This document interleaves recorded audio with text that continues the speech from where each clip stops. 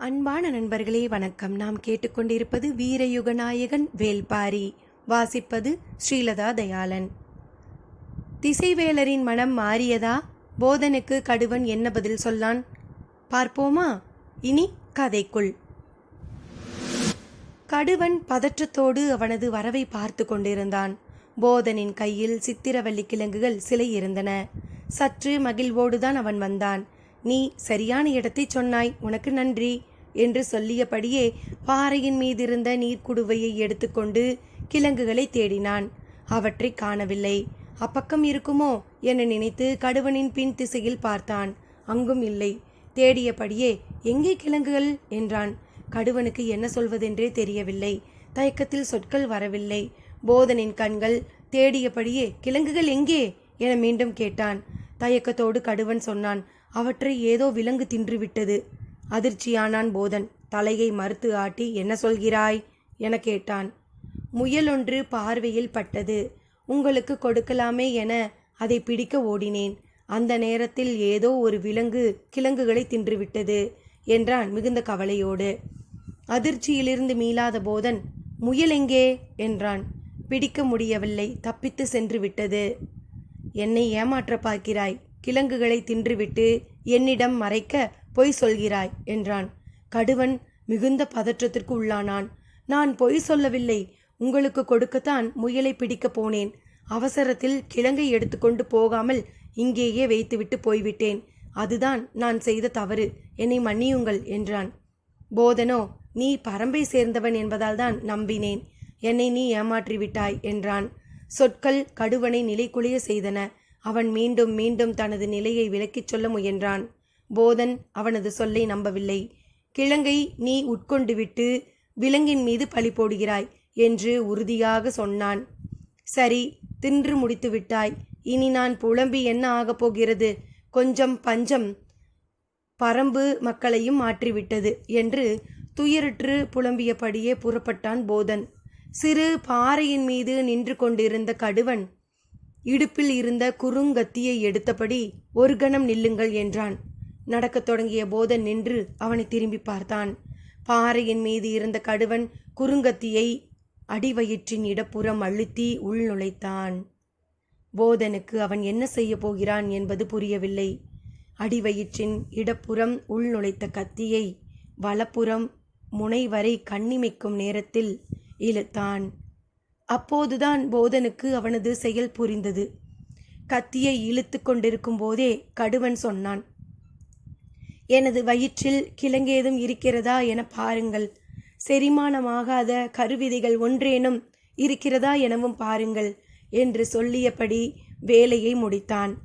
பதறிய போதன் அவனை நோக்கி ஓடும்போது பாறையிலிருந்து சரிந்து கொண்டிருந்தான் கடுவன். என்னை மன்னித்துக்கொள் என போதன் கதறியபடி அவனது தலையை ஏந்தி பிடித்தபோது கடுவன் சொன்னான், பரம்பின் மக்கள் நம்பிக்கை துரோகம் இழைக்க மாட்டார்கள் என்றான். அத்தியாயம் 66. வஞ்சித்துறைக்கு அதிகாலையிலேயே வந்துவிட்டான் உதயஞ்சேரல். மன்னன் வந்ததால் பிற வணிக நடவடிக்கைகள் எல்லாம் சற்றே நிறுத்தி வைக்கப்பட்டு இருந்தன. அரசு மாளிகையில் விருந்தினராக தங்கியிருந்த ஹிப்பாலஸுக்கு செய்தி தெரிந்தபோது விடிந்து நீண்ட நேரம் ஆகி இருந்தது. உதயஞ்சேரல் அதிகாலையிலேயே எழுந்து துறைமுகத்திற்கு ஏன் போனான் என்ற காரணம் புரியாத குழப்பத்தில் வேக வேகமாக புறப்பட்டு துறைமுகம் நோக்கி விரைந்தான். யவன காவல் வீரர்கள் அறுவர் சூழ அவனது வண்டி புறப்பட்டது. புறப்படும் நேரத்தில் வந்து அவனுடன் இணைந்தான் திரேஷியன்.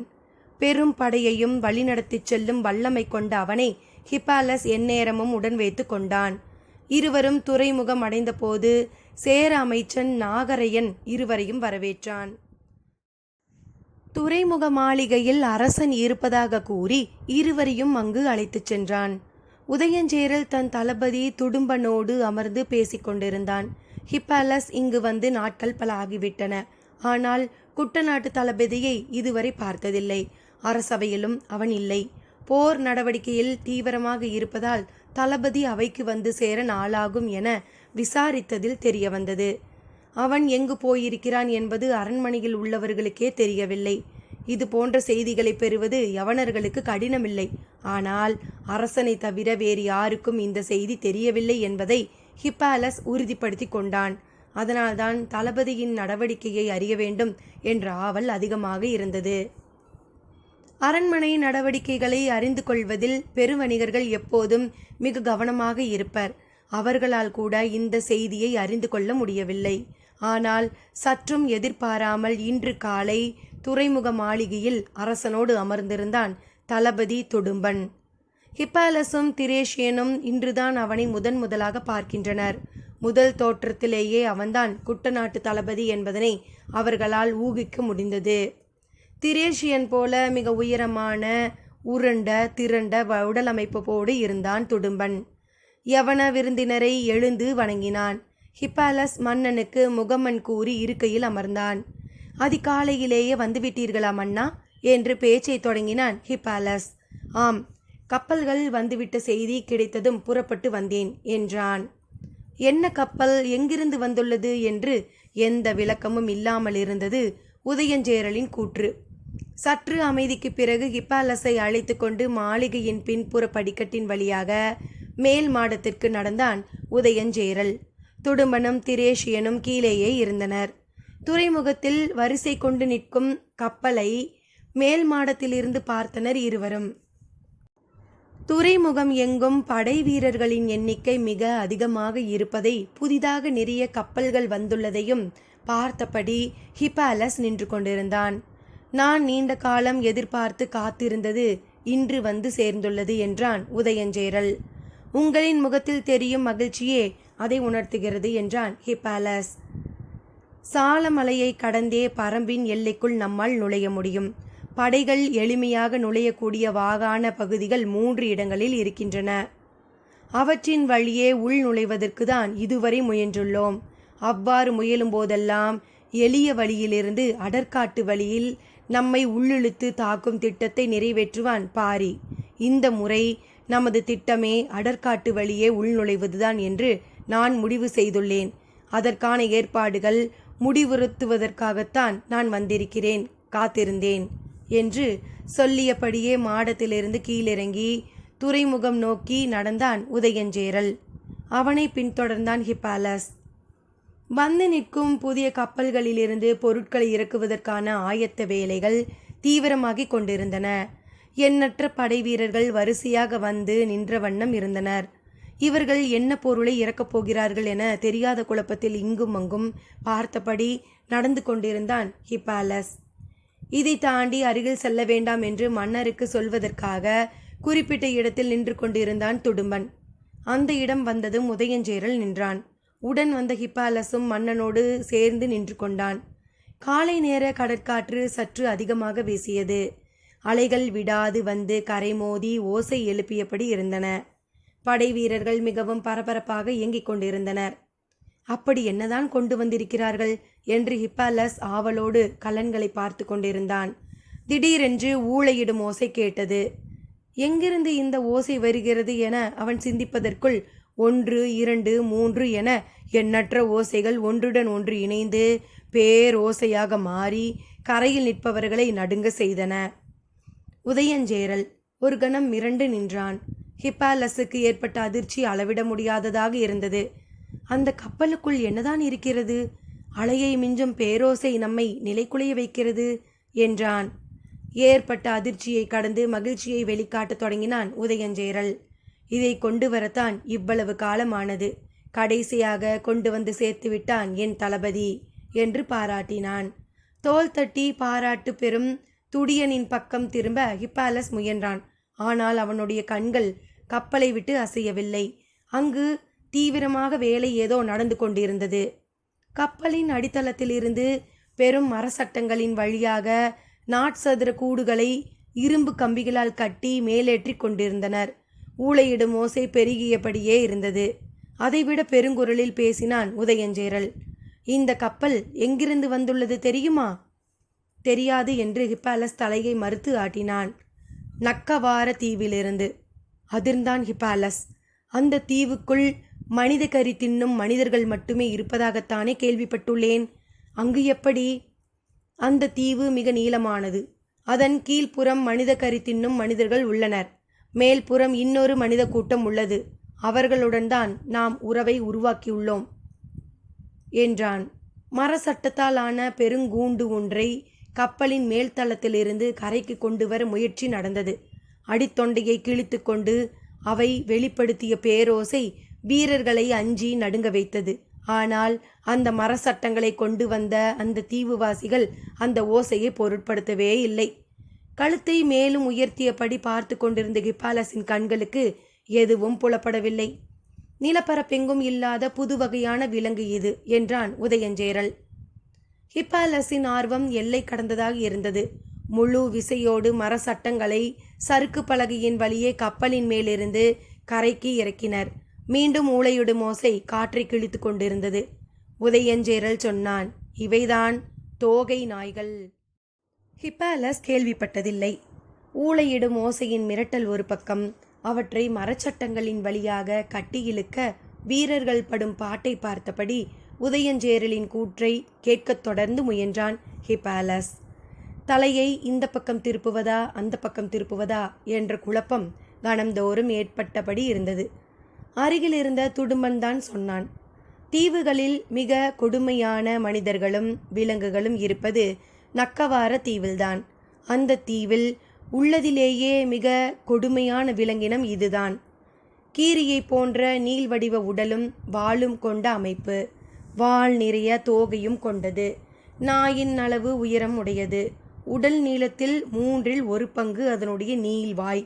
குதிரையின் கழுத்து பகுதியை ஒரே கடியில் எடுத்துவிடக்கூடியது. இதன் சிறப்பே தரையில் எவ்வளவு வேகமாக ஓடுமோ அதே அளவு வேகத்தோடு புதரின் மீதும் மரக்கொப்பின் மீதும் ஓடுவதுதான். மரத்தின் மீதிருந்து பாய்ந்து கீழிறங்கும் போது அதன் வால் பகுதி சிலிர்த்து தோகை முழுவதும் விரிந்துவிடும். பெரும் ஊளையோடு மரத்தின் மீதிருந்து விரிந்த தோகையோடு பாய்ந்து இறங்கும் இதை பார்த்தால் எப்படையும் சிதறி தெரிக்கும். குறிப்பாக அடற்காட்டில் எதிரியின் படையில் இருக்கும் விலங்குகளை அழிக்க இதற்கு இணையான இன்னொரு விலங்கு இல்லை. பாரியின் பெரும்பாலான எல்லோரும் சொல்வது அவனது குதிரைப்படையைத்தான். தோகை நாயின் தாக்குதலால் அவனது குதிரைப்படை உரு தெரியாமல் அழியும் என்றான். ஊளையிடும் ஓசை காதடைக்க செய்தது. காலை வெயில் சொல்லென்று அடித்து கொண்டிருந்தது. ஹிப்பாலஸால் நீண்ட நேரம் நிற்க முடியவில்லை. துடும்பன் விடாமல் பேசினான். பல நாட்களாக கடல் பயணம் செய்ததால் தோகை நாயின் ஓசை துடும்பனுக்கு பழகிவிட்டது. ஆனால் மற்றவர்களுக்கு அப்படியல்ல. ஒவ்வொரு மரசட்டத்திலும் 3 தோகை நாய்கள் இருப்பது போல வடிவமைத்து இருந்தனர். ஹிப்பாலஸ் சட்டங்களுக்குள் அதன் உருவத்தை உற்று பார்க்க முயன்றான். ஆனால் நிற்காமல் அது உள்ளுக்குள் சுழன்றபடி பெருங்கத்தல்களை வெளிப்படுத்தி கொண்டிருந்தது. இதற்கு மேல் இந்த இடத்தில் நிற்க வேண்டாம் என முடிவு செய்து மாளிகைக்கு போவோமா என கேட்டான். சரி என சொல்லி அழைத்து வந்தான் உதயஞ்சேரல். மாளிகைக்கு வந்ததும் இருவரும் பழசாறு குடித்தனர்.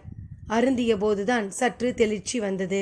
ஆனால் ஊளையின் ஓசை நிற்காமல் கேட்டுக்கொண்டே இருந்தது.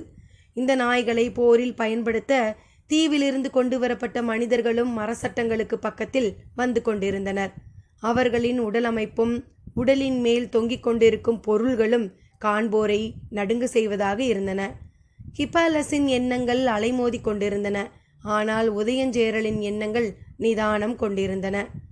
கடந்த 10 ஆண்டுகளுக்கு மேலாக நாங்கள் தொடர்ந்து முயன்று வருகிறோம். குடநாட்டினரும் அவ்வப்போது முயல்கின்றனர். அப்படியிருந்தும் பரம்பு நாட்டை வீழ்த்த முடியவில்லை. அதற்கான அடிப்படை காரணம் என்ன தெரியுமா? மற்ற எல்லோரையும் விட பரம்பை மிகவும் நன்றாக புரிய வைத்துள்ளவன் உதயஞ்சேரல்தான் என்பது ஹிப்பாலஸுக்கு தெரியும். எனவே அவனது கேள்விக்கு சிந்தித்து விடை சொன்னான். அரண் அமைத்து நிற்கும் பரம்பு நாட்டின் மலைகள்தான் காரணமா? இல்லை என்றான் உதயஞ்சேரல். தொடர்ந்து அவன் சொல்லப்போகும் சொல்லை உற்று கவனித்தான் ஹிப்பாலஸ். தோகை நாயின் நீள் ஊளை சத்தம் காதுகளுக்குள் இடைவிடாது அரைந்து கொண்டிருந்தது. ஓசைகளில் எத்தனையோ வகையுண்டு. அவற்றில் வெளிப்புறம் பெருக்கெடுக்கும் ஓசை ஒரு வகை.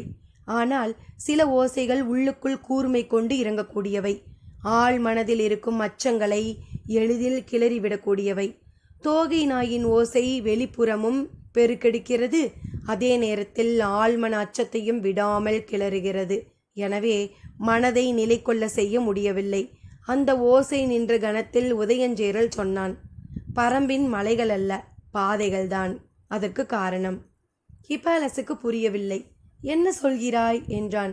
பரம்பு நாடு முழுவதும் மனிதர்கள் உருவாக்கிய பாதைகளே கிடையாது என்பது மட்டுமல்ல, மனிதர்கள் பாதைகளை உருவாக்கக்கூடாது என்பதிலும் பாரி திடமான முடிவோடு இருக்கிறான். பாதையை உருவாக்காதது பெரும் பலம் என்று சொல்ல முடியுமா? அவன் இருப்பிடம் நோக்கி எப்படி போவது என மறுகேள்வி கேட்டான் உதயஞ்சேரல். ஹிபாலஸ் சற்றே அமைதியானான். இப்பெரும் மலைத்தொடர் இயற்கையின் பேரரண். இதில் எவ்வியூர் எங்கே இருக்கிறது? போய் திரும்பும் ஒற்றர்களும் பாணர்களும் எவ்வியூர் எப்படி இருக்கிறது என்றுதான் சொல்ல தெரிகிறதே தவிர எங்கே இருக்கிறது என சொல்ல தெரியவில்லை. ஒவ்வொருவனும் ஒவ்வொரு திசையையும் குறிப்பையும் சொல்கிறான். ஒன்று போல சொன்ன 2 ஒற்றர்களை இதுவரை நான் காணவில்லை. ஹிபாலஸ் மலைத்து போய் கேட்டுக்கொண்டிருந்தான். நாம் மலைக்குள் படை நடத்தி போவதெல்லாம் தோராயமான கணிப்பில்தான் என்று உதயஞ்சேரல் சொல்லிக் கொண்டிருக்கும் போதே ஹிபாலஸ் கேட்டான். அப்படியென்றால் பரம்பு மலைத்தொடர் முழுவதும் பாதைகளே இல்லையா? உண்டு. விலங்குகள் உருவாக்கிய பாதைகள் உண்டு. அதை பயன்படுத்தி முன்னேற முடியாதா? வலது கையை நீட்டியவுடன் இன்னொரு குவளை பழச்சாறு கொடுக்கப்பட்டது. அதை வாங்கி அருந்தியபடியே உதயஞ்சேரல் சொன்னான். காடுகளில் பாதைகளை விலங்குகளே உருவாக்குகின்றன. அதிலும் குறிப்பாக யானைகள் தான் பெரும்பாலான பாதைகளை உருவாக்கக்கூடியவை. வேறு சில விலங்குகளும் பாதைகளை உருவாக்குகின்றன. ஹிபாலஸ் 2ஆம் குவளை பழச்சாற்றை பாதி குடித்தபடி அவசரமாக கேட்டான். யானை பாதையை மனிதர்களால் பயன்படுத்த முடியாதல்லவா? முடியும்.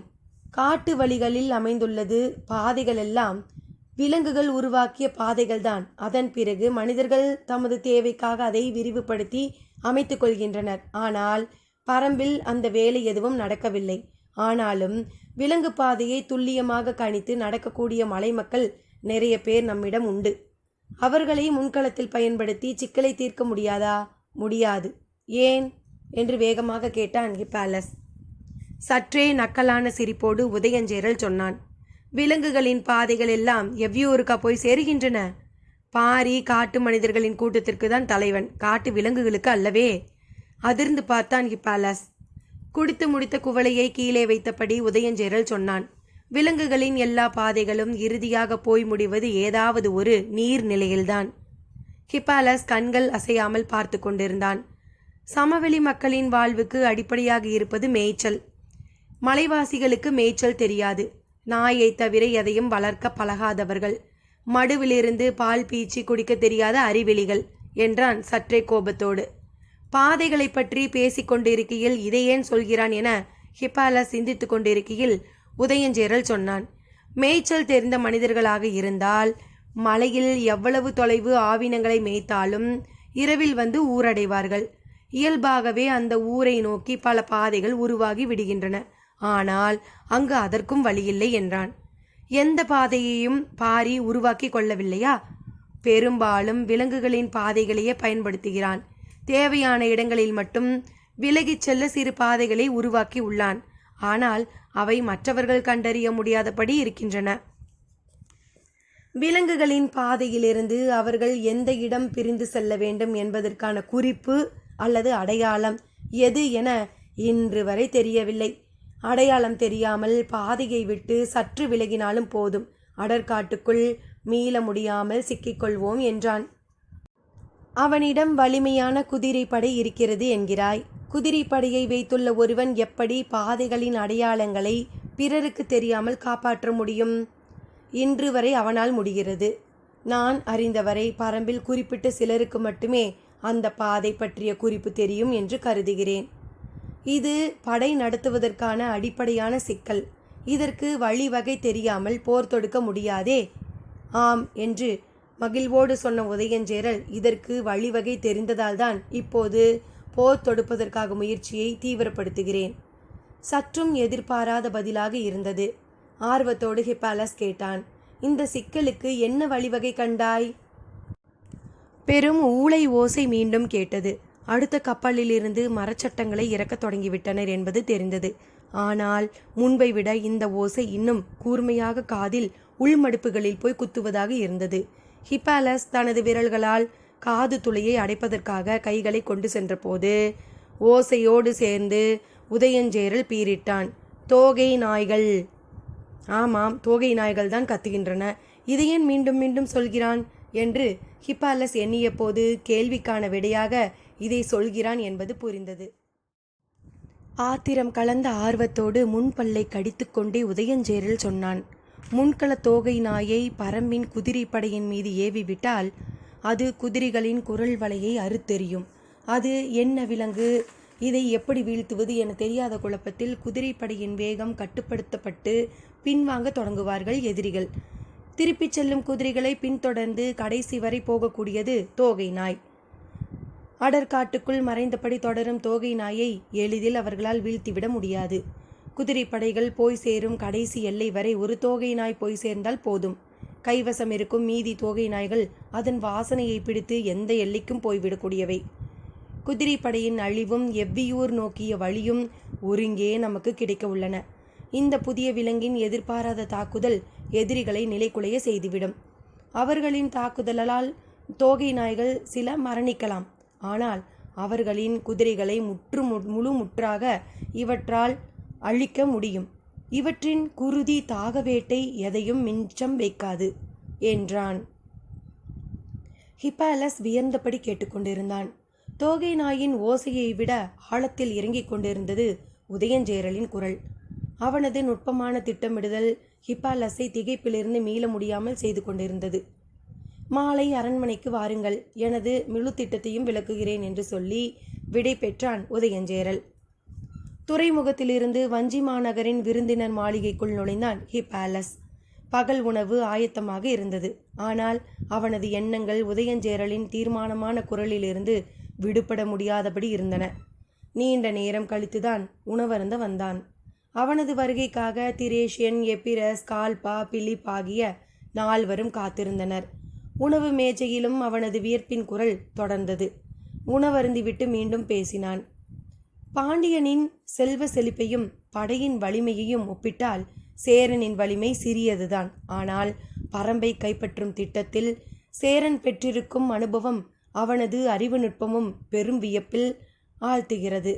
பாண்டிய பெரும்படை கீழ்த்திசையிலிருந்து முன்னேறும்போது சேர அரசர்கள் இருவரும் ஒருங்கிணைந்து தாக்குதல் திட்டத்தை முன்னெடுத்ததால் பரம்பின் அரசனாலும் சில நாட்களுக்கு கூட தாக்கு பிடிக்க முடியாது என்றே கருதுகிறேன் என்றான் ஹிப்பாலஸ்.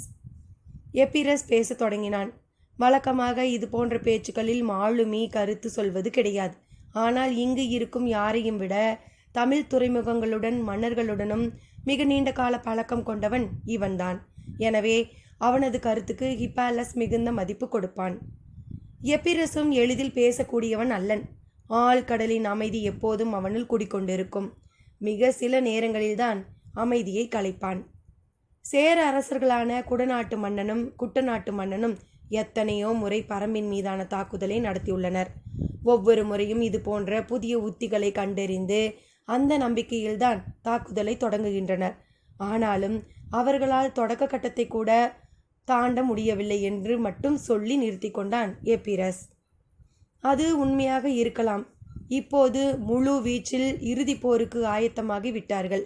பாண்டியனும் பரம்பை நோக்கி படையை கிளப்பப் போகிறான் என தெரிந்ததும் நிலைமை இன்னும் தீவிரப்படுத்தி உள்ளனர். ஏனென்றால் அதன் பலன் தங்களுக்கே கிட்ட வேண்டும் என்று அவர்கள் மிக உறுதியாக உள்ளனர்.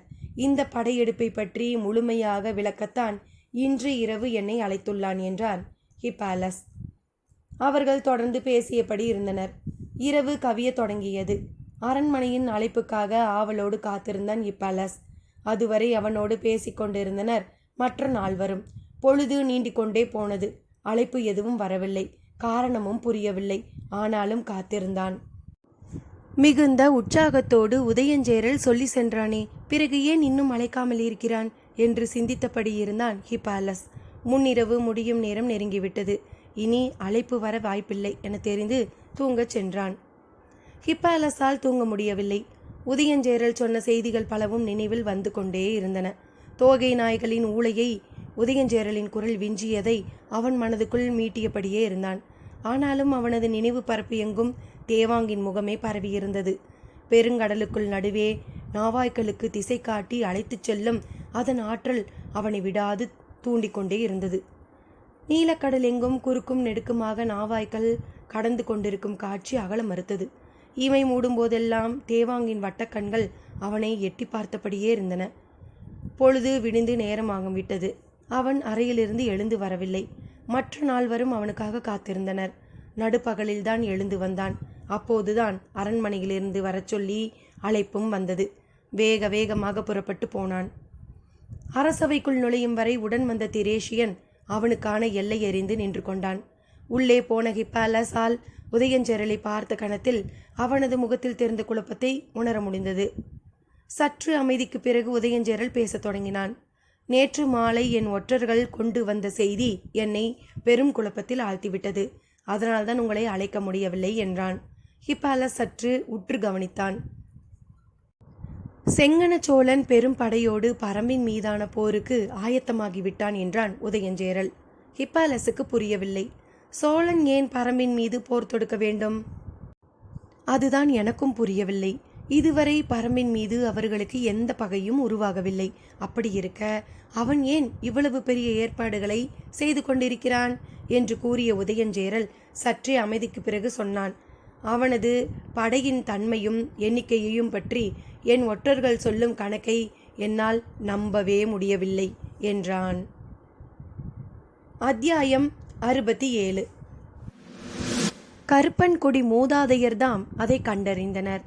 எத்தனை தலைமுறைகளுக்கு முன்னர் அது நிகழ்ந்தது என தெரியவில்லை.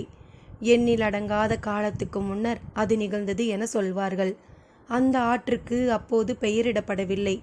பெயரில்லாத அந்த ஆற்றின் வழக்கரை முழுவதும் செவல் படிந்த சிறு மண் பரப்பு. அதில் புதர் மண்டிய புட்காடு. புல்லின் வகைகள்தாம் எத்தனை எத்தனை! வடிவத்திலும் நிறத்திலும் அவை ஏற்படுத்தும் வாசனையிலும் வகைப்படுத்த முடியாதவையாகத்தானே இன்று வரை இருக்கின்றன.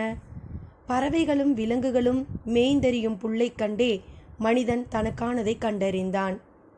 ஆவினத்தை மேய்த்து கொண்டிருக்கையில் புதர் ஒன்றில் நீள் தோகை கொண்ட பெரும் புல் விளைந்து கிடந்திருக்கிறது.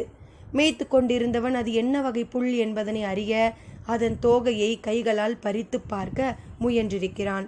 தோகையின் பக்கவாட்டு கூர்மை கிழித்துவிடக்கூடியதாக இருந்தது. அதன் நீள்தண்டு சற்றே வேறுபட்டு இருந்ததையும் பார்த்திருக்கிறான். மேய்ச்சல் வெளிதான் மனிதன் இயற்கையின் நுட்பத்தை கவனிக்க கிடைத்த முதற் பெரும் வாய்ப்பு. பறந்து அலையும் தும்பிகள், காலூன்றா புட்கள் எவை என்பது தொடங்கி நீண்டிருக்கும் புல் நுனியின் செருகி நிற்கும் பனித்துளியின் கனம் வரை அனைத்தையும் அவன் அறிவின் சேகரமாக மாற்றிக்கொண்டிருந்தான். கருநீல நிறமும் நெடுநீள் தோகையும் உடைய அந்த புல்லின் தண்டு பகுதியை ஒரு நாள் தற்செயலாக கடித்து பார்த்தான். அதன் சாறு அவன் அறிந்திராத தித்திப்பை கொடுத்தது. மீண்டும் கடித்தான். தித்திப்பின் அளவு குறையவே இல்லை. மீண்டும் மீண்டும் கடித்து சுவைத்தான். சுவைக்குரியாத இந்த புல்லை பற்றி தன் கூட்டத்தார் அனைவருக்கும் போய் சேர்த்தான். அனைவரும் வந்து கடித்து சுவைத்தனர். அதை சுவைப்புல் என்றே அழைத்தனர். அந்த சுவைப்புல் தனது கணுவிலிருந்து முளை விடுவது அறிந்து கரணைகளாக அதை வெட்டி புதிய இடத்தில் நட்டு வைத்தனர். கணுக்கள் தலைத்து பெரும் புற்களாயின. பல கரணைகளை ஒரே இடத்தில் பரவலாக நட்டு வைக்க சுவைப்புல் பெரும் காடென வளரத் தொடங்கியது. இந்த அரிய வகை புல்லை பற்றி மற்றவர்களும் கொஞ்சம் கொஞ்சமாக அறியத் தொடங்கினர். கருப்பன் குடியினர் அரிய வகை சுவை புல்லை பயிரிட்டு வளர்க்கின்றனர் என்ற செய்தி பரவ பலரும் அவர்களிடம் வந்து சுவை புல்லை கேட்டு வாங்கிச் சென்றனர். நாளடைவில் சுவைப்புல் என்ற பெயர் நீங்கி அந்த குடியினரின் பெயரால் கரும்பா புல் என்றும் கரும்பென்றும் அதற்கு பெயர் விளங்கிற்று. தலைமுறைகள் பல கடந்தோடின. கருப்பன் குடியினர் கரும்பின் எண்ணற்ற நுட்பங்களை தங்களது பட்டறிவில் சேகரித்தனர். கணுக்களின் முகம் பார்த்து கரும்பின் சுவையை கணிக்கும் பேரறிவை பெற்றனர். புதிய நிலங்களில் எந்த வகை கரணைகளை நட வேண்டும் என்றும் எந்த வகை கரும்புகள் தித்திப்பின் உச்சம் எனவும் அவர்கள் துல்லியமாக அறிந்தனர். பனை சாற்றிலிருந்து காய்ச்சப்பட்ட இனிப்பு கட்டியைப் போல கரும்பஞ்சாறிலிருந்தும் இனிப்பு கட்டியை காய்ச்சி எடுத்தனர். செய்தி எங்கும் பரவியது. கரும்பென அழைக்கப்படும் சுவைப்புல் அரிதும் அரியதாக எல்லோரும் பேசிய காலத்தில்தான் அந்த கொடும் தாக்குதல் நடந்தது. பயிரிடுதலின் நுட்பத்தை அறிய தலைமுறை தலைமுறையாக தங்களை ஒடுக்கிக் கொண்டு மண்ணுள் புதைந்திருந்த கருப்பன் குடியினரின் மீது திடீர் தாக்குதல் நடந்தது. தாக்குதல் நடத்தியவர்கள் தங்களை சோழக்குடி என்று முழங்கினர். இரக்கமற்ற கொடும் தாக்குதலை எதிர்கொள்ள முடியாமல் கருப்பன் குடியினர் சிதைவுற்று வீழ்ந்தனர். அவர்களை வெட்டி வீசி விளைநிலங்களை செல்வங்களையும் கைப்பற்றுவதுதான் அந்த காலத்து நடைமுறை. ஆனால் சோழக்குடியின் தலைவன் கருப்பன் குடியினரின் அறிவையும் ஆற்றலையும் நன்கு உணர்ந்தவனாக இருந்தான். எனவே அந்த குடியினரை முழுமுற்றாக அழிக்கவில்லை, எல்லோரையும் விளை நிலங்களின் அடிமைகளாக மாற்றினான். கரும்பை எவ்வளவு அதிகமாக விளை வைக்க முடியுமோ அவ்வளவு அதிகமாக விளைய வைத்தான். கரும்பின் சுவை எங்கும் பரவியது. பனை வெல்லத்தையும் ஈச்ச வெல்லத்தையும் கரும்பின் வெள்ளச்சுவை மிஞ்சியது. தலைமுறைகள் பல கடந்தாலும் கருப்பன் குடியின் அடிமை வாழ்வு முடிந்த பாடில்லை. அவர்கள் அளவுக்கு கரும்பை அறிந்த மனித கூட்டம் எதுவும் உருவாகவில்லை. இந்த நிலையில்தான் யவன வணிகம் தொடங்கியது. சேரனின் மிளகுதான் முதலில் யவனர்களை ஈர்த்தது. அந்த வணிகமே பெருமளவு நடந்து கொண்டிருந்தது. அப்போது இந்த நிலத்தில் வேறேதும் புதுமையாக கிடைக்காதா என பல யவன வணிகர்கள் கடற்கரை நகரங்களை தொடர்ந்து வர தொடங்கினர். அவர்களுக்கு தரப்பட்ட விருந்தொன்றில் கரும்பு பரிமாறப்பட்டது. அதன் தித்திப்பும் தீஞ்சுவையும் அவர்களையும் மயக்கின.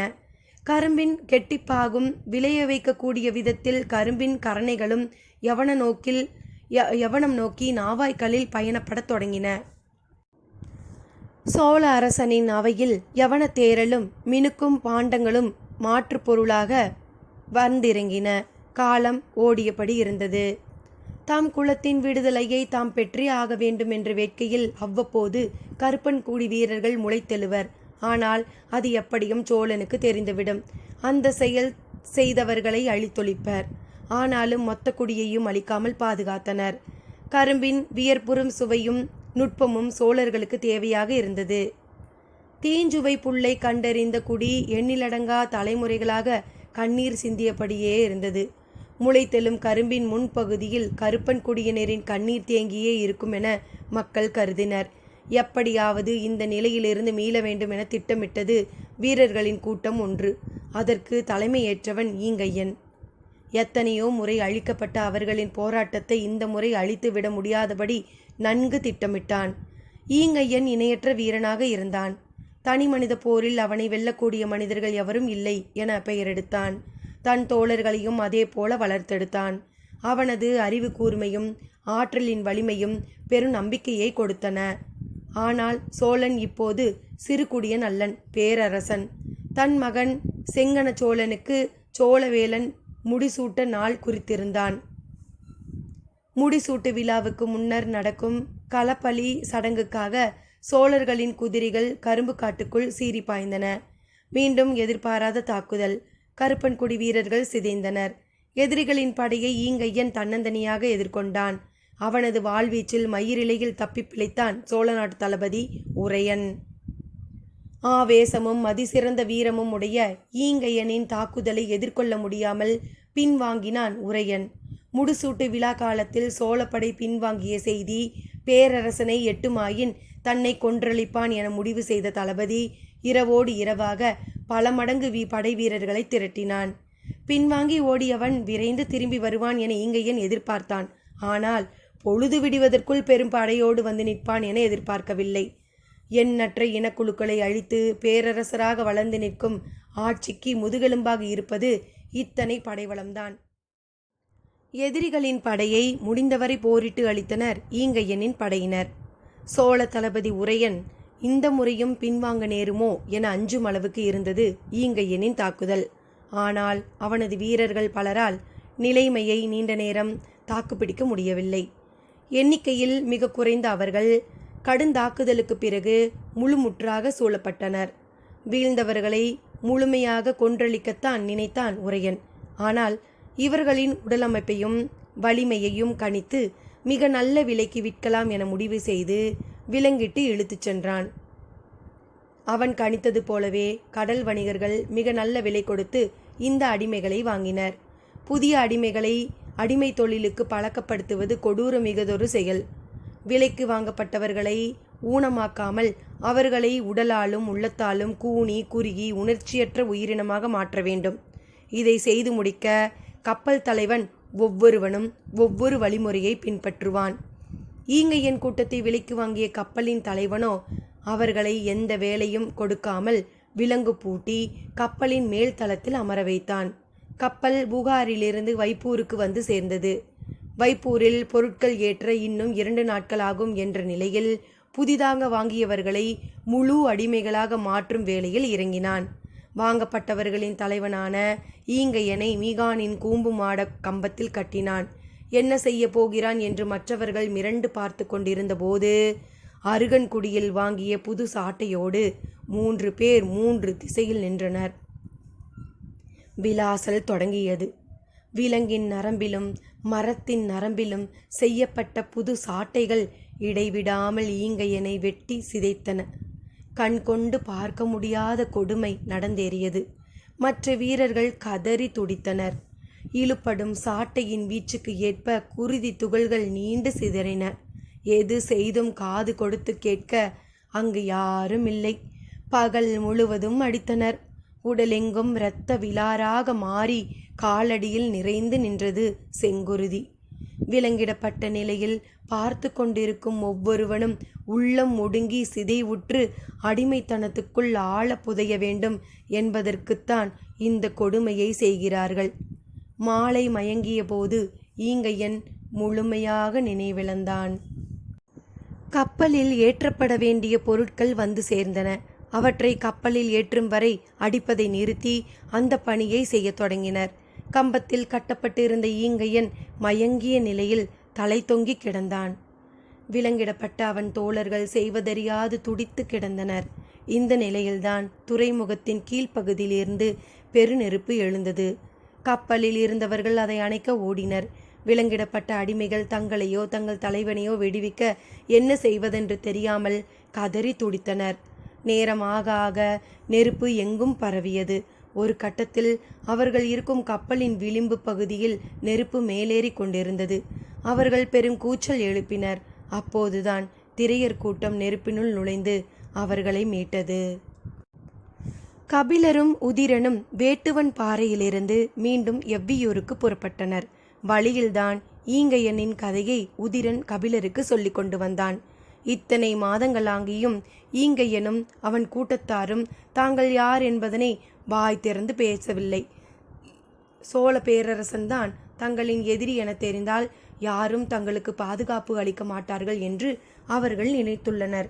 அது மட்டுமன்று, யாரிடமும் நம்பிக்கை கொள்ளும் சூழலும் அவர்களுக்கு இல்லை. அதனால்தான் அவர்கள் பேச்சற்று இருந்துள்ளனர்.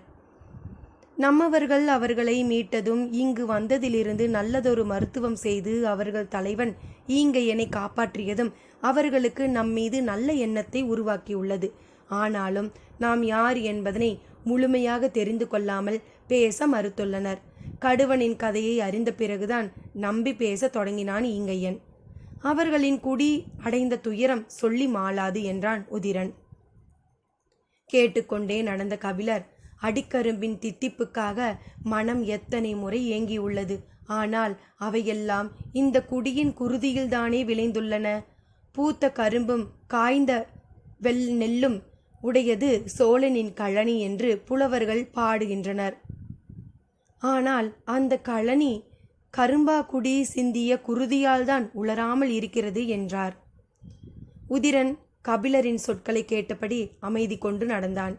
நெருப்பிலே அழிந்து விடாமல் இவர்களை மீட்டெடுத்ததன் மூலம் வாழ்வெல்லாம் மகிழ்ந்துண்ட கர்பஞ்சாற்றுக்கும் வெள்ளத்துக்கும் கைமாறு செய்துள்ளோம் என்றார் கபிலர். திரையர்கள் இருந்ததால் தான் அவர்களை மீட்டெடுக்க முடிந்தது. ஈங்கையனின் உருவ அமைப்பை பார்த்தால் உங்களுக்கு தெரியும். அவ்வளவு திறன் வாய்ந்த ஒருவனை கம்பத்திலிருந்து பீத்தெடுத்து தோளிலே போட்டு தூக்கி கொண்டு நெருப்பிலிருந்து வெளியேறுவதெல்லாம் இயலுகிற செயலன்று என்றான் உதிரன். சற்றே அமைதியுடன் நடந்த கபிலர் சொன்னார், வெற்றிலையும் கரும்பும் மனித குலம் இருக்கும் வரை தேவைப்பட்டு கொண்டே இருக்கும். தமது இலையாலும் தண்டாலும் சாற்றாலும் மனிதனுக்கு அருமருந்தை தந்தபடியேதான் இருக்கும். அந்த அரிய பயிரினங்களை கண்டறிந்த ஆதிக்குடிகள் எப்படியெல்லாம் வேட்டையாடப்படுகிறார்கள். அவர்கள் கண்டறிந்த உயிர் செல்வங்களுக்கு நாம் செய்யும் கைமாறு இதுதானா? ஏக்க பெருமூச்சோடு பாறையை பிடித்து மேலேறி கொண்டிருந்தார் கபிலர். சொல்லின் வழி உள்ளத்தின் உறுதியை தகர்த்த வல்லது. இதைவிட கடுமையான செங்குத்து பாறையை கூட குனிந்து உட்காராமல் நிமிர்ந்தபடி மேலேறிய கபிலர் இந்த சிறு பாறையை கடக்க உட்கார்ந்து நகர்கிறார். அவரின் செயலை உன்னிப்பாக கவனித்த உதிரன் பேச்சை மாற்றி அவரின் எண்ணங்களை திருப்ப முயன்றான். உங்களை காண வந்த பெரியவரோடு 2 இளைஞர்கள் உதவிக்கு வந்தார்கள் அல்லவா என்றான். பாறையை கவனமாக கடந்து பிறகு நிமிர்ந்த கபிலர், ஆம், திசைவேலரோடு 2 வந்திருந்தனர் என்றார்.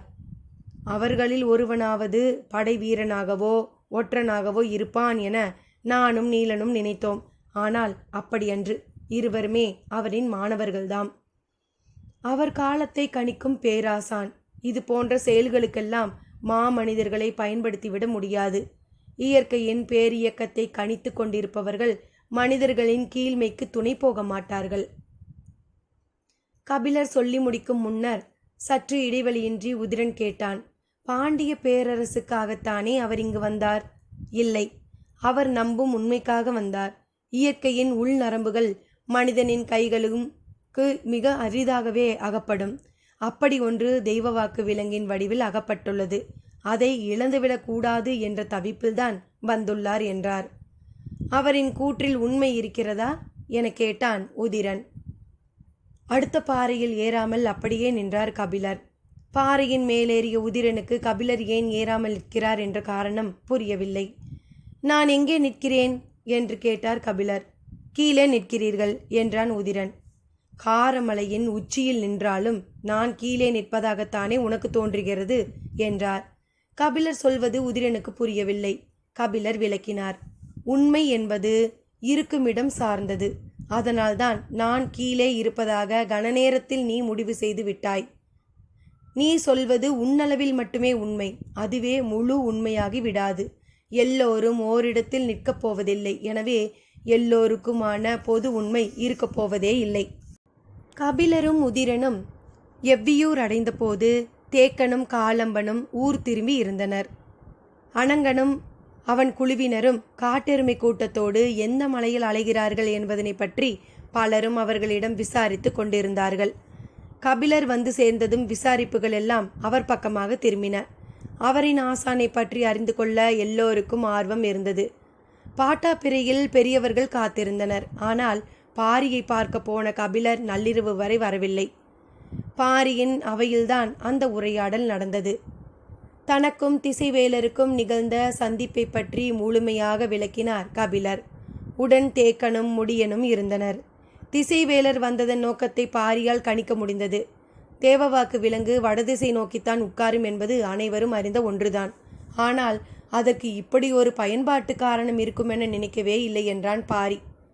அது வடதிசை நோக்கி மட்டுமே உட்காரும் என்பது உங்கள் அனைவருக்கும் தெரியுமா என கேட்டார் கபிலர். இது கூடவா தெரியாமல் இருப்போம் என்றான் முடியன். தேவவாக்கு விலங்கை கொற்றவையின் குழந்தை என்றுதானே சொல்கிறோம். கொற்றவைக்கு வடக்குவா செல்லி என்றொரு பெயர் உண்டு என்பதனை நீங்கள் அறிய மாட்டீர்களா? கொற்றவை கூத்தின் போது அனைத்து நாள்களும் அது கீழிறங்கி வந்துதானே பழத்தை எடுத்தது. அப்போதெல்லாம் அது உட்கார்ந்ததை நீங்கள் கவனித்து அறியவில்லையா என கேட்டான் பாரி. கபிலர் திகைத்து போனார். அவை மிகவும் அஞ்சியபடி வந்து பழத்தை எடுத்து செல்வதை கூர்ந்து கவனித்தேன். ஆனால் அவற்றின் தனித்த நடவடிக்கையை கவனித்து கொள்ளவே இல்லை என்றார் கபிலர். உரையாடலை கேட்டுக்கொண்டிருந்த தேக்கன் இடுப்பு துணியில் மடித்து வைத்திருந்த வெற்றிலையை எடுத்துக்கொண்டே சொன்னார். திசைவேலரின் வருகையிலும் நாம் கவனிக்க தவறும் தனித்த விஷயங்கள் இருந்துவிடக்கூடாது. தேக்கனின் சொல் சற்றே கடுமையானதாக தான் இருந்தது. ஆனாலும் இன்முகத்தோடு தான் கபிலர் அதை எதிர்கொண்டார். கவனம் தவறிவிடக்கூடாது என்பதில் நான் மிகுந்த எச்சரிக்கையுடன் இருந்தேன். பாண்டியனின் பெரும் துறைமுகமான வைப்பூர் துறைமுகமே நம்மவர்களின் தாக்குதலால் அழிந்திருக்கிறது. அப்படியிருந்தும் இவ்வளவு மென்மையான முயற்சியை பாண்டியன் ஏன் செய்கிறான் என கேட்டார் தேக்கன். கபிலரிடம் இதற்கான விடையில்லை. சிந்தித்தபடி அமைதியானார். பெரும் தாக்குதலுக்கான ஆயத்த முயற்சியில் இருப்பவர்கள் தாங்கள் அப்படியல்ல என காட்டிக்கொள்ள முயல்வார்கள். இந்த முயற்சி அப்படிப்பட்ட ஒன்றுதான் என்றார் தேக்கன். ஆழ்ந்த சிந்தனைக்கு பிறகு அதற்கும் வாய்ப்பிருக்கிறது என்று சற்றே மெல்லிய குரலில் சொன்னார் கபிலர். அதை கவனித்த பாரி கேட்டான். உங்களுக்கு ஏன் அவ்வாறு தோன்றுகிறது? முதலில் மிகுந்த சினத்தோடு பரம்பை குற்றம் சாட்டி பேசிய திசைவேலர் தனது விளக்கத்திற்கு பிறகு சற்றே அமைதியானார். அவரின் நோக்கம் திசையெறியும் ஒரு விலங்கை பயன்படுத்த வேண்டும் என்பதுதான். அதில் ஐயமில்லை. ஆனால் அடுத்தடுத்த நாள்களில் அவரின் முகம் மிகவும் வாடி இருந்தது. நான் அவரை நன்கு அறிவேன். எளிதில் தளராத மனிதர் அவர். அவரின் கண்கள் ஒன்றுக்கு மேற்பட்ட முறை கலங்கின. அதற்கு காரணம் உள்ளுக்குள் இருந்த குற்ற உணர்வு. அங்கு நடக்கும் பல முயற்சிகளை அவர் அறிவார். அதை பகிர்ந்து கொள்ள முடியாத நிலையில் உள்மனம் அவரை கலங்க செய்திருக்கும் என்றார். அவரை கூர்ந்து பார்த்து கொண்டிருந்த தேக்கன், புலி முன் ஆடு என்பது திசைவேலருக்கு சொல்லப்பட்டது சொல்லன்று, பாண்டியனுக்காக சொல்லப்பட்ட சொல். பரம்பின் முன் அவனது பெரும்படை அடங்கி ஒடுங்கும் என்பது பாண்டியனின் காதுகளுக்கு போய் சேர்ந்திருக்கும் என்றார். ஒரு கணம் உறைந்து போனார் கபிலர். அங்கு பேசிய பேச்சு அதற்குள் எப்படி இங்கு வந்து சேர்ந்தது? திகைத்த கண்களோடு தேக்கனை பார்த்தார். அவர் நெற்றியை தடவியபடி வெற்றிலையை மெல்வதற்கு ஏற்ப நன்றாக மடித்து கொண்டிருந்தார். உதிரன் கரும்பாங்குடியின் கதையை சொன்னான். எனக்கு அவர்களை பார்க்க வேண்டும் போல் இருக்கிறது. அவர்கள் யாரென தெரிந்த பிறகு ஈங்கையனை அழைக்காமல் ஏன் வந்தீர்கள் என உதிரனை கோபித்தேன் என்றான் பாரி. பேச்சின் போக்கை எவ்விடம் மாற்ற வேண்டும் என்பதனை பாரி அளவுக்கு நன்கு உணர்ந்தவர் யாருமில்லை என்பது கபிலருக்கு தெரியும். திசைவேலர் தனக்கு சிகிச்சை செய்த மருத்துவர்களிடம் நிறைய பேசினார். அந்த பேச்சுக்கள் எல்லாம் இங்கு வந்து சேர்ந்திருக்கின்றன. அவர் என்னவெல்லாம் பேசினார் என்பது கபிலருக்கு கூட முழுமையாக தெரியாது. அவரின் எண்ண ஓட்டங்களை கண்டறிய மருத்துவர்களுக்கு கூடுதல் வாய்ப்பு இருந்திருக்கும். அவர் சொன்ன சொற்களிலிருந்துதான் தேக்கன் இந்த முடிவுக்கு போயுள்ளார் என்பதனை கபிலர் உணர்ந்தபோது அது குறித்த பேச்சை நீட்டிக்க வேண்டாம் என்றுதான் பாரி ஈங்கையனின் பேச்சை எடுத்தான். பாரியின் எண்ணத்தை புரிந்து கொண்டு கபிலர் சொன்னார். நாங்கள் மலையேறும்போதுதான் ஈங்கையனின் கதையை உதிரன் என்னிடம் சொன்னான். அவர்களை பார்க்காமல் வந்துவிட்ட கவலை எனக்கும் உண்டு என்றான். வெற்றிலையை வாயில் போட்டு மென்றபடி தேக்கன் கேட்டார். என்ன சொன்னார் வேட்டூர் பழையன்? உங்களுக்கு தெரியாமல் என்னிடம் எதுவும் சொல்லப் போகிறாரா? அல்லது என்னிடம் சொல்லியது எதுவும் உங்களுக்கு தெரியாமல் இருக்கப் போகிறதா என நினைத்து கொண்டே, 4 நாள்கள் அல்லவா நிறைய பேசினோம். குறிப்பாக மயிலாவின் மணவிழா பற்றி கண்கள் பூக்க பேசினார் நீலன் என்றான். மென்று சுவைத்த வாயின் அசைவு சட்டென நின்றது. காலம் தாழ்த்துவது அழகல்ல என தோன்றியபடியே இருந்த எண்ணத்தை கிளறிவிட்டது கபிலரின் சொல். திரும்பி பாரியை பார்க்க நினைத்தவர் அதை தவிர்த்து மீண்டும் கபிலரின் பக்கம் திரும்பினார். தேக்கனின் எண்ண ஓட்டத்தை மட்டுமன்று, பழையனின் எண்ண ஓட்டத்தையும் நன்கு அறிந்த பாரி சொன்னான். இந்த கார்காலத்தில்தான் மணவிழாவை முடிவு செய்திருந்தோம். ஆனால் எதிர்பாராத பலவும் நடந்துவிட்டதால் மணவிழாவை நடத்த முடியாமல் போய்விட்டது. அதற்காக இனியும் காலம் கடத்த வேண்டாம். உப்பரைக்கு போய் வந்து 3ஆம் நாள் மணநாளாக முடிவு செய்து செய்தி அனுப்புங்கள் என்றான் பாரி. நீண்ட நாள் பேச்சு அந்த கணமே முடிவானது. தேக்கனுக்கு பெருமகிழ்ச்சியை தந்தது. உடனே சம்மதித்தான். கபிலரும் மகிழ்ச்சி அடைந்தார். உப்பரைக்கு போய் வந்தவுடன் என்று பாரி ஏன் சொன்னான் என்பது மட்டும் அவருக்கு புரியவில்லை. உப்பரை எங்கே இருக்கிறது? போய் வர எவ்வளவு நாட்கள் ஆகும் என கேட்டார். போய் வர 1 மாதம் ஆகும். ஆண்டுக்கு ஒரு முறை பரம்பின் தலைவன் அங்கு போய் திரும்புவது காலாகால பழக்கம். இந்த முறை சற்று தாமதமாகிவிட்டது என்றான் தேக்கன். நீலன் மயிலாவின் மணவிழா ஏற்பாடு உறுதியான மகிழ்வில் வெற்றிலையை வேக வேகமாக மடித்து வாயில் திணித்து கொண்டே கேட்டான். நீங்கள் என்னோடு இருந்து மணவிழா வேலையில் பங்கெடுக்கிறீர்களா அல்லது பாரியோடு உப்பரைக்கு போய் வருகிறீர்களா? கை நீட்டி வெற்றிலையை கேட்டார் கபிலர். மறுமொழி ஏதும் சொல்லாமல் கை நீட்டுகிறாரே என சிந்தித்தபடியே வெற்றிலையை கொடுத்தார் தேக்கன். வாங்கி அதை தோதாக மடித்து கொண்டே கபிலர் சொன்னார். இந்த கேள்விக்கு நான் சொல்லிதான் விடை தெரிய வேண்டுமா உங்களுக்கு? சிரித்தான் பாரி. வெற்றிலையை வாயில் மென்றபடியே முடியன் சொன்னான். தேவவாக்கு விலங்கு திசை மாறிய உட்கார்ந்து விடப் போகிறது. மீண்டும் சிரித்தான் பாரி. கிடைத்த வாய்ப்பை கொண்டு தேக்கனை நோக்கி சொல்லை சுழற்றினார் கபிலர். இத்தனை நாட்கள் ஆகியும் தனித்த விஷயங்களை கவனிக்கவில்லையா நீங்கள்? அறையெங்கும் பொங்கி வெடித்தது சிரிப்பு. அத்தியாயம் 68. அகதமலையின் முகடுகளில் குதிரைகள் பாய்ந்து போய்க் கொண்டிருந்தன. பாரி, காலம்பன், கபிலர் ஆகிய 3வரை தொடர்ந்து வீரன் ஒருவன் கூடுதலாக ஒரு குதிரையை கையில் பிடித்தபடி பின்தொடர்ந்தான். அக்குதிரையில் உணவுப் பொருட்களின் சிறு மூட்டைகள் ஏற்றப்பட்டு இருந்தன. இவர்கள் எவ்வியூரிலிருந்து புறப்பட்டு 3 நாட்கள் ஆகிவிட்டன. கபிலர் இளைஞராய் இருந்த பொழுது குதிரையேற்ற பயிற்சி பெற்றிருந்தார். ஆனால் அதன் பின் நீண்ட காலம் குதிரையேற்றத்தில் ஈடுபடவில்லை. எவ்வியூர் வந்த பின் அவ்வப்பொழுது குதிரையில் ஏற்றி ஒன்றிரண்டு மலைத்தொடருக்கு உதிரன் அழைத்துச் செல்வான். அப்பழக்கம் இருந்ததால்தான் இப்பயணத்தில் அவரால் பங்கெடுக்க முடிந்தது. இதுவரை 3 மலைகளையும் 2 ஆறுகளையும் கடந்து விட்டார்கள். ஆனால் பயணம் இன்னும் நெடுந்தொலைவு. வடக்கும் தெற்குமாக நீள்கோடென கிடப்பதுதான் பச்சை மலைத்தொடர். இக்கோடு சில இடங்களில் 4 மடிப்புகளாகவும் சில இடங்களில் 7-8 மடிப்புகளாகவும் இருக்கின்றன. ஆனாலும் பெருமடிப்புகளாக உள்ள 3 மடிப்புகளைத்தான் காரமலை, நடுமலை, ஆதிமலை என அழைக்கின்றனர். இம்மலைத்தொடரில் உள்ள முகடுகளுக்கு துண்டிக்கப்பட்ட தனி குன்றுகளும் எண்ணிலடங்காதவை. இவற்றிற்கிடையில் வழிந்தோடும் ஆறுகளை கணக்கிட முடியாதுதான். ஆனாலும் பேராறுகளுக்கு பெயர் சூட்டி இருந்தனர். இந்நீள் மடிப்பு மலைத்தொடரின் வடவெல்லை முதல் தென்னெல்லை வரை இருப்பவர்கள்தான் 18 வேளிர் குடியினர். இம்மலைத்தொடரின் சிறு பகுதியில்தான் பரம்பு நாடு இருக்கிறது. ஏறக்குறைய அதன் நடுவில் எவ்வியூர் உள்ளது. எவ்வியூரிலிருந்து குதிரையில் புறப்பட்டால் பரம்பின் வடக்கு எல்லையை சென்றடைய 8 நாட்கள் ஆகின்றன. 5 நாள் பயணத் தொலைவில் காழகமலை உள்ளது. அதன் அடிவாரத்தில் இருப்பதுதான் உப்பரை. அதனை நோக்கிய பயணத்தின் 3ஆம் நாள் அகதமலையில் பயணித்துக் கொண்டிருந்தனர். கபிலர் இதுவரை பரம்பின் காடுகளை நடந்துதான் கடந்துள்ளார். முதன்முறையாக அகல விரிந்து கிடக்கும் பெரும் காடுகளை மலை சரிவின் 2 பக்கமும் பார்த்தபடி விரைந்து கொண்டிருக்கிறார். பரம்பின் அரண் போன்ற அமைப்பு என்னவென்பதனை காணும் காட்சிகள் உணர்த்தி கொண்டிருந்தன. இயற்கையின் பெரு விரிப்பிலிருந்து பார்வையை விலக்க முடியாமல் கவனமாய் கடிவாளத்தை இழுத்துச் செல்ல வேண்டியிருந்தது. காடுகளின் மீதான வியப்பேதும் காலம்பனின் கண்களில் இல்லை. வனத்தின் ஆதி பிளவுகளினூடே முளைத்து வந்தவன் அவன். பாசி படர்ந்து குளுமை ஏறிய ஈரப்பாறையையும் வெக்கை உமிழ்ந்து தள்ளும் கரும்பாறையையும் 2 தோள்களென கொண்டவன். அவனது வியர்ப்பெல்லாம் முன்னால் விரைந்து சென்று கொண்டிருந்த பாரி எவ்வடையாளங்களை பாதைகளாக்கி கடந்து கொண்டிருக்கிறான் என்பதுதான். குதிரைகள் இளைப்பாற சிற்றோடையின் அருகில் நின்றான் பாரி. ஓடையில் நீர் சிறுத்து ஓடிக்கொண்டிருந்தது. இவ்வாண்டு கோடையின் உக்கிரம் மிக கடுமையாக இருக்கும் என்று சொன்னபடி நீரினை அள்ளி பருகினான். அப்பொழுதுதான் குதிரையை விட்டு இறங்கிய கபிலர் இடுப்பில் கைகளை வைத்து முதுகை பின்புறமாக வளைத்து கொடுத்தபடி கேட்டார்.